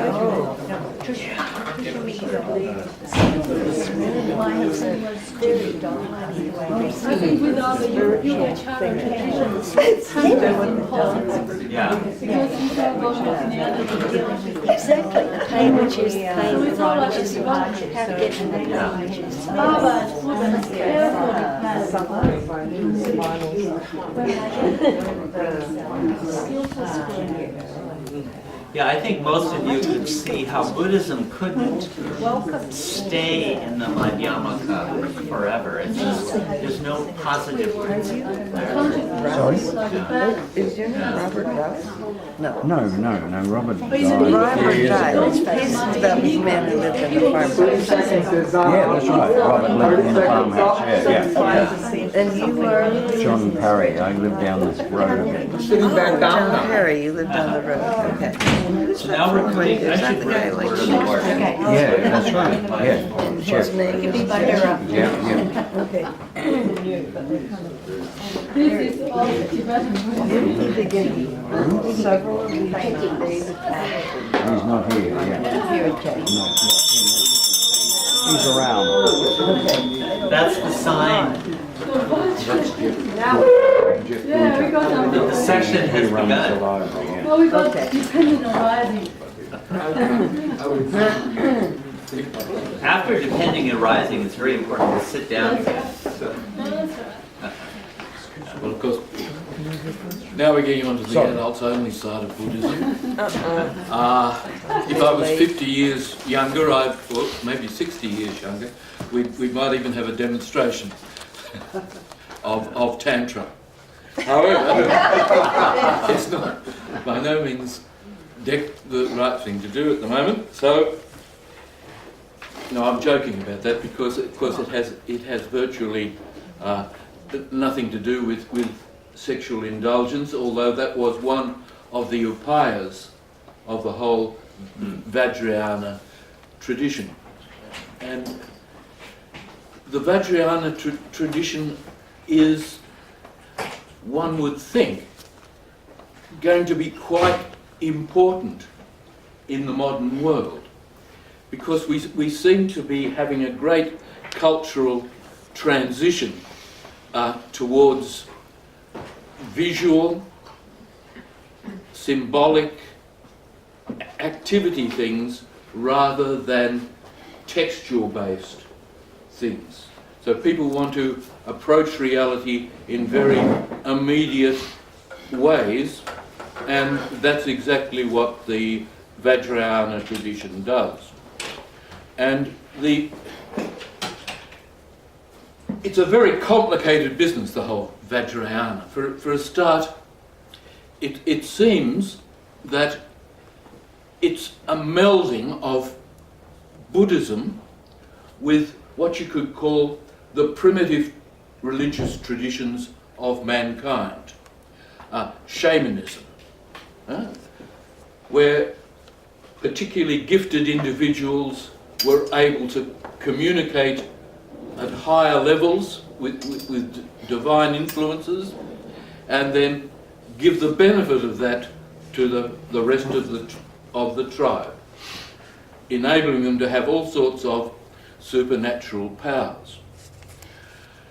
And of course, you can see the importance that Baba's given to it in God Speaks, where, to the startled bemusement of a lot of us, it just spends so much time on talking about the powers that you get on the planes and things. It's an integral part of what Baba's saying about human potential is this sort of experience. Now, it probably goes back way before Buddhism, even in places like Tibet, where the Bon tradition claims that its Vajrayana techniques go back to 5000 BC.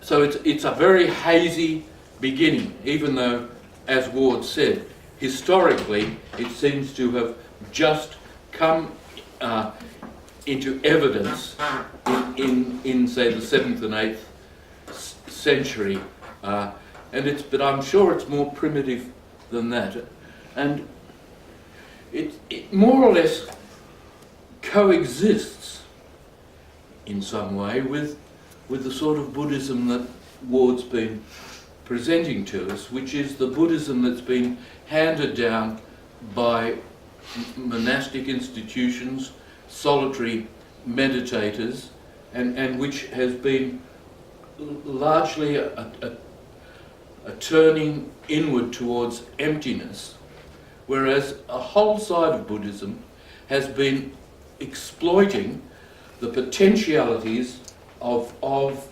reaching into what Baba would talk about as the first four planes, or what Buddhists might call the Sambhogakaya, the subtle realm of things, where these energies are available to the people who have the techniques to access them.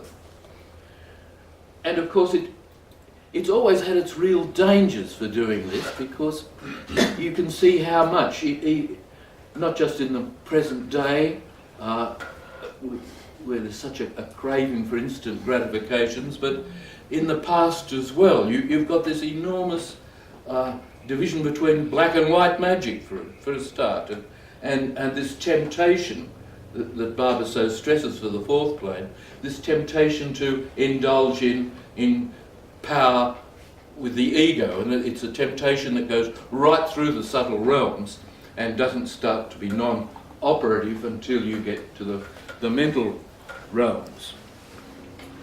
Now, just to give an example of not of powers, but of the way they proceed,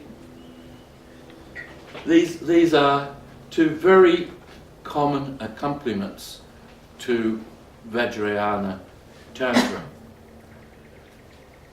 This is a Vajra, which means a thunderbolt, or sometimes called a diamond.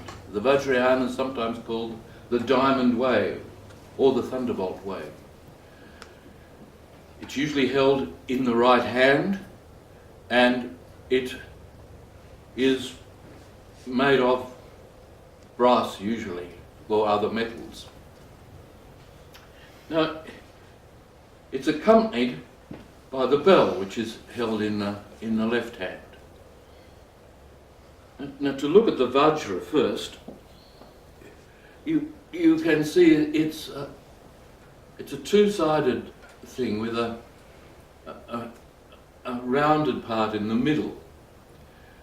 And fairly obviously, it has strong symbolic overtones. It's the bit in the middle we might call the reality beyond phenomena, or the beyond of things, if you like, the central part from which both ends spring. And then the central axis of it is like the world axis, the mountain at the heart of reality, the very axis that holds everything, the everything and the nothing together. The two halves of it can be seen as everything and nothing, or the world of the transcendent and the world of phenomena. The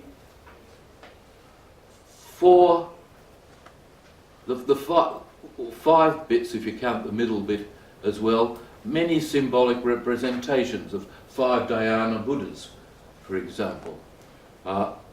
It's all being held on a cup of lotus flowers, and then marks of small pearls all the way around.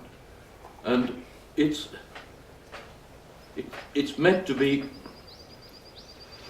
it gives a sense of power actually when you hold it in your hand, because it just fits so neatly and well. It's basically skillful means. Masculine energy is symbolized by the whole thing. It's the energy that is indivisible, the energy that is matchless and indestructible is there in that. Whereas the bell it's more like the female energy of things, with its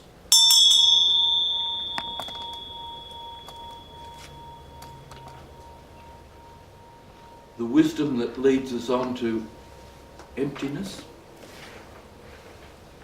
Again, it has the energy Vajra up the top, but a picture of the goddess on the actual handle of it. And down here, loads of pearls, Vajras all the way around, more ornaments, and it's the two are always kept together because there's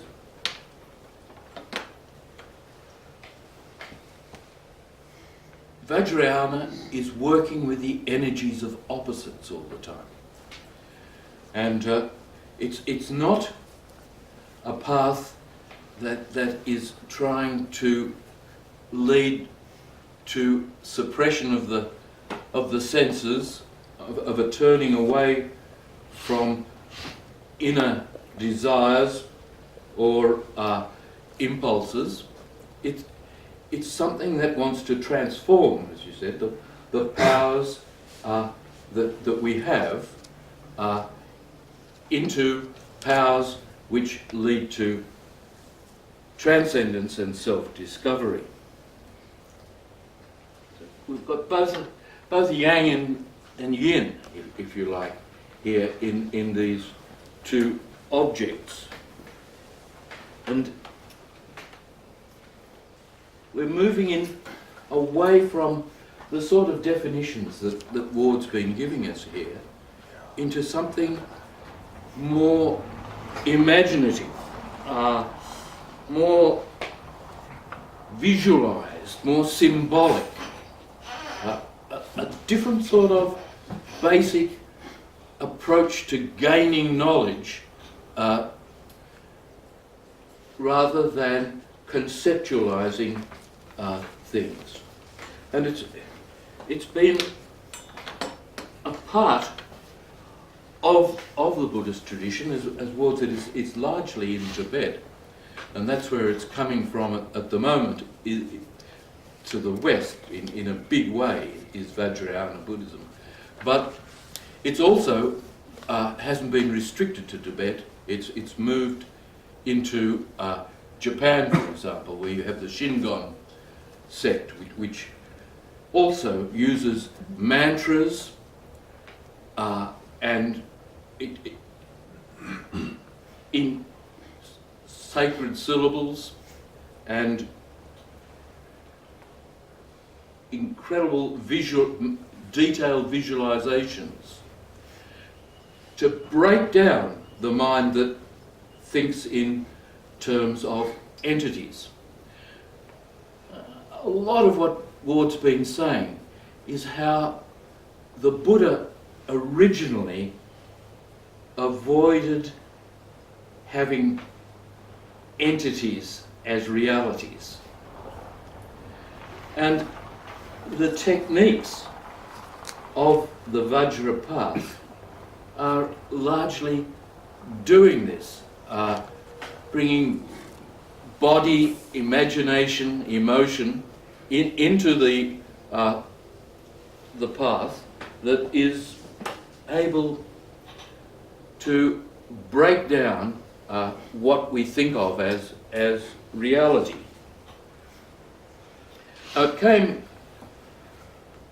It came to Tibet back in the 8th century when Padmasambhava, who maybe he was an incarnation of the avatar, but certainly an amazing individual, was brought into Tibet because Tibet at that stage was full of shaman figures who were dabbling in black magic. And so you had all these negative influences with people working magic on other people. And the whole of the Tibetan region was dominated by that. that it was no good just bringing in a learned monk. They had to bring in somebody who had powers in themselves, a sort of super Milarepa type powers. So he came in and swept out through ceremonies, incantations, his own Vajra power. He swept so many of these negative things out of the way and made it possible for Buddhism to come in as a way of salvation, we could say, as a way of gaining freedom. As Ward's been saying, Buddhism is all about gaining freedom by escaping from suffering. So Padmasambhava smoothed the way for Buddhist translators and saints to come in and gave a very powerful Vajra tinge to Buddhism in Tibet. And so the four great schools of Tibetan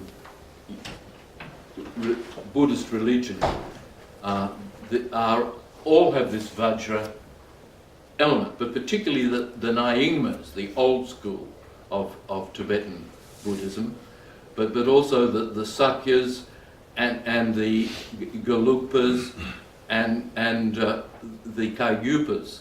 All these schools have this element of communicating with the subtle realms.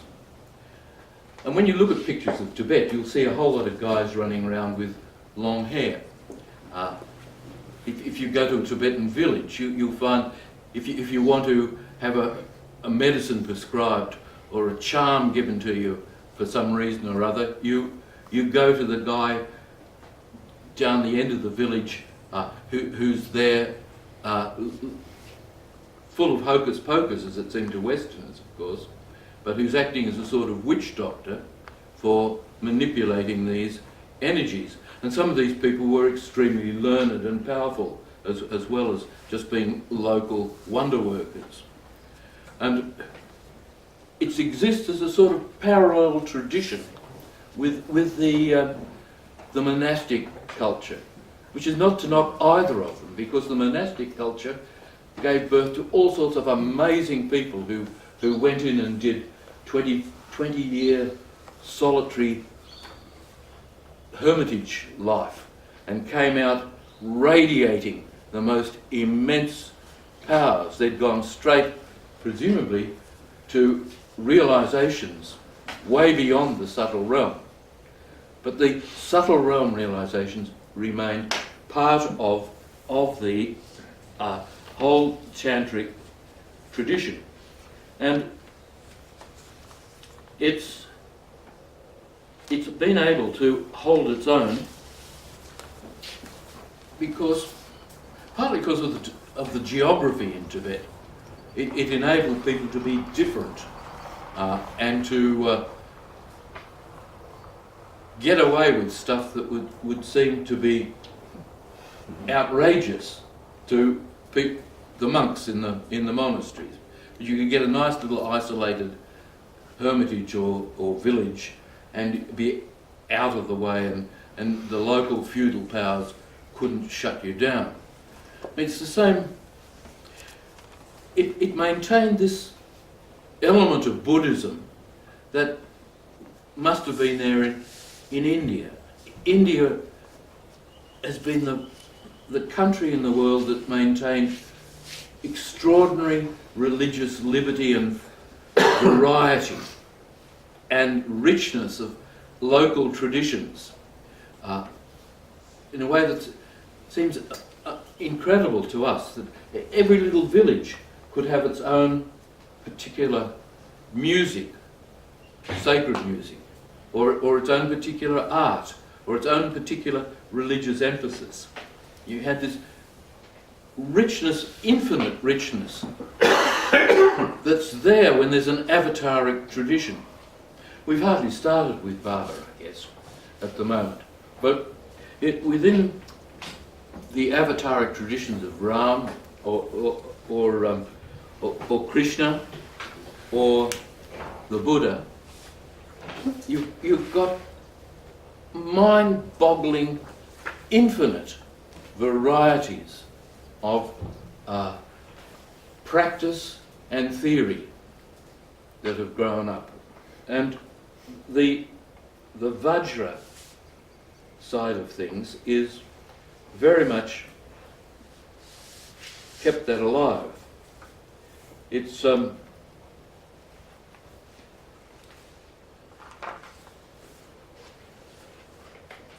as practiced in the West, of course, they've been very careful in introducing this Vajra side to Westerners.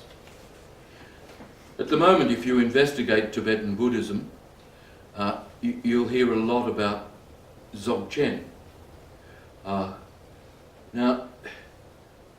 there's a whole shelf full of books in Francis's library on it because I've been interested in it. Traditionally, it's been a supreme secret that was only given to people after many years of studying, first of all, the sutras, came the rational mind approach to Buddhism, then the tantras, which were full of this imaginative stuff, and then they were allowed, after many years of progress, to come to this Dzogchen. Now, the Dzogchen seems, for Westerners, and it's promoted that way too by the Tibetan lamas, it seems to be a shortcut. So that instead of having to take years of practice, you get initiated directly into a feeling of direct presence with the Absolute. Now, one of the important things about the whole Vajrayana system is that it depends on initiation. There's a power conveyed to anybody without which it's not possible to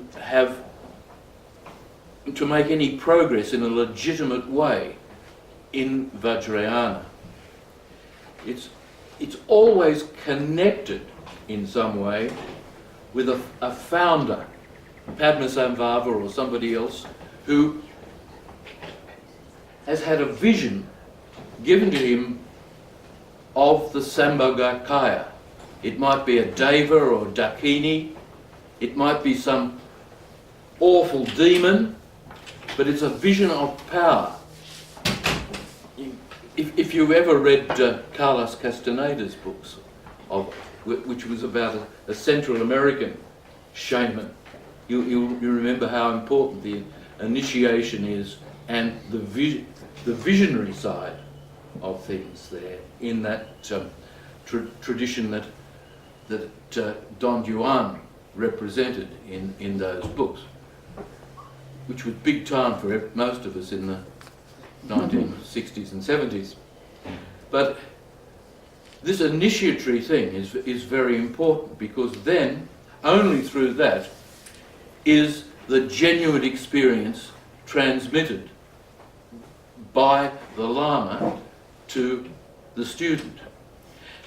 And if the Lama's any good, he doesn't pretend that you've become a Vajrayana expert or adept in any way, because he knows that basically you're still the same old hopeless git, but you've had an opening when you get a direct flavour of what it's like to be free in Buddha's terms. Now, the experience is to be suddenly filled with bliss, if you like, of feeling I'm already free if I want to be free. I don't have to desire anything beyond the present moment. Buddha is already here in my own nature. I realise that there is nothing to attain. There's no path, or the path itself is the goal. The goal is already here. So path dissolves into goal in this momentary realisation. Now, of course, like any spiritual thing, it can be abused like mad. And I've no doubt the world is full of people who think they're the ant's pants just because they have had this sort of experience. And it's not in any way obviating the need for the traditional Buddhist path, which comes with discipline, with the whole path, the Eightfold Path that the Buddha's given us. But in the modern world, the lamas have decided that the situation is so dire that the Vajrayana path has to take this immense gamble of giving people this. Now, it can be just a weapon of the ego that makes people feel that they're something special and they don't need to practice, and that they can rush off and tell other people what to do. It's an emergency measure because the time is so limited in the modern world. The lamas are all convinced that big disasters are about to happen. And so you've got this gamble that they're taking of this Dzogchen path. And it's a path that breaks down so much of the divisions within the Buddhist path in Tibet. In the 19th century, there was an amazing movement in Tibet called the Rimé movement, R-I-M-E-D, but pronounced Rimé. And the Rimé movement was one where exceptional lamas came along and broke down the barriers between those four Tibetan sects that I was talking about, broke down the barriers between the shaman approach and the book approach, were men of amazing spiritual attainment, and they prepared the Tibetan thing for export, if you like. As if they had an inkling of what was going to happen in Tibet, that so much of it would be, of the old tradition would be broken up, and it would have to become a world product if it was to survive. Now that's more or less what has happened to the Vajrayana, and it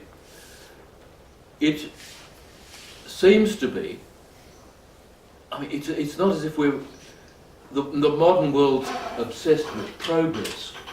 We think we're better, we're getting better all the time than people in the past. The fact is, we're probably worse than most people in the past, and we need more easier, more approachable, shortcut type techniques to give us a bit of that jolt out of accepting what Ward's been saying about the scientific mentality, the empiricist mentality. Now, we're all so deeply trapped in that materialist culture in which we live, that even if we think we're religious, we're still trapped in our normal common sense consciousness that's there. But this glimpse that's being given to people on a large scale now, with the Dalai Lama rushing around giving tantric initiations through the Kala Chakra ceremonies, and with all this Dzogchen stuff going on, which is mainly the Nyingmas, but the other groups are doing their own version of this, is an attempt to save at least a remnant of people from the mistaken view of reality. And that's what Buddhism's always been about, is saying, hey, you're wrong, you're suffering because you're wrong. You've got a mistaken view of things. And the Buddha can tell you what is the right view. And these are the steps to it. So this Vajrayana technique, which doesn't have the bells and the whistles to much extent at all, but which still uses symbolism and chanting and if you go into if you go into a gompa like the one down at Udlo, you'll still see all the to us lurid statues that are meant to transform your imagination and of course all that brightly coloured stuff, it was an upaya. There were people who were just living in the villages. Yes? I have one question. Please. You say these lamas give people this initiation through Kala chakra and all these things. Is it initiation in the real sense that Baba talks, put you on the spiritual path, the first plan, or just to give you a seed of your interest in Buddhism as a Buddhist? So the difference. What kind of initiation are you doing? Like the honeymoon? Like our honeymoon? I think it is an initiation that takes place on a vertical level. To actually put you on a spiritual path on the first. It doesn't. It's not a matter of attaining to a plane in any sense. It's giving you a flavour of a state that is perhaps on the first plane, a state of awareness. And so that you can start practicing Buddhism. Is that because it's not? They talk about the permanent is being stationed. So it's not a permanent. It's just giving you a flavour. Is that what you mean? It's still taught as a part of the Buddhist path, and they don't go around saying, "Oh, now you've got this flavour, you can go off and do some other path or so on." But according to Baba, only people on the fifth plane who achieved the mental consciousness can initiate one or two people on the spiritual path. So you mean all these hundreds of lamas, they can put people on the spiritual path? It's obviously not the same as Baba's saying that. This filming, it's a message about people who have to be on the mental level to make one or two people at their level. Yes? I'm just wondering too that Baba talked about destroying all rites and rituals. So when you give people this glimpse beyond Maya or whatever, one of Maya's functions is to give people a glimpse of what's beyond. That at the same time as the world is in this precarious state and there's not all these rites and rituals to hang on to, whether that intuitively sends us into this thing where we just have to hold on to a Dharman that is very fine.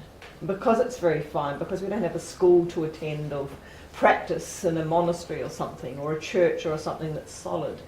There's a deeper kind of holding has to happen. Does that make any sense? Like it's a nebulous glimpse, so there's a kind of, gosh, we have to really hold on to that glimpse. I think what probably happens to most people is that they get a glimpse of something, and then they find how difficult it is to remain in that. Exactly, yeah. In fact, it's impossible.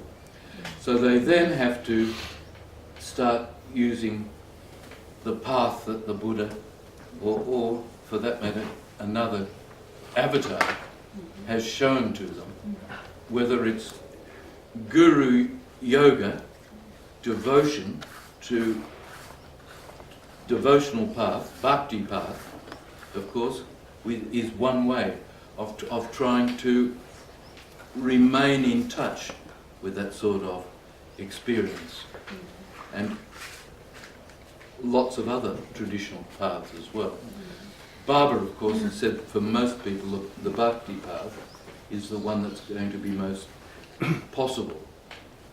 Yeah, when Jeff and Ward were talking, I was just thinking how to relate to Baba. For me, it's always coming back to Baba.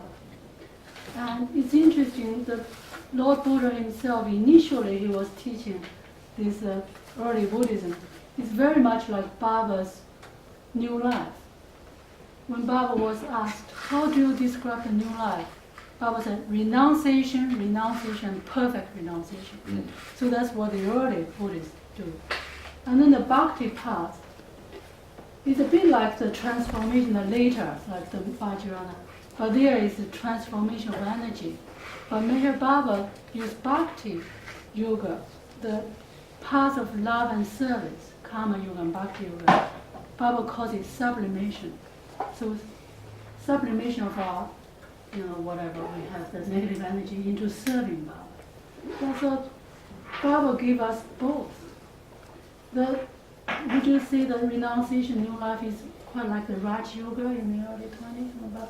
It's very much like the Buddha, isn't reminiscent of it? The Noble And Eightfold one of the Path. things we didn't get to was there is very much a whole devotional branch of Buddhism also, Pure Land or Amitabha Buddhism. I have to say the very first couplet of Hafiz's Divan is something like, "Oh, Saki, pass around the flagon and fill our cups with wine. Love seemed at first an easy thing, but now difficulties arise." So now a difficulty has arisen that it is actually 12 o'clock or a little bit after 12 o'clock. So we'll have to close our session for today. This is a little bit of a taste of some of the history. We've covered a lot of ground today, and as you can well know, there's a lot more that hasn't gone into it. Thank you, Jeff, for that excellent intro. Thanks. We've never had anything like that. And thank everybody for coming. Thank you. Now we move into the anniversary season, Yeah, wow. leaving Buddhism in the rearview mirror as we go on to celebrate our beloved. So Avatar Meher Baba Ki Jai. Avatar Meher Baba Ki Jai. Avatar Meher Baba Ki Jai.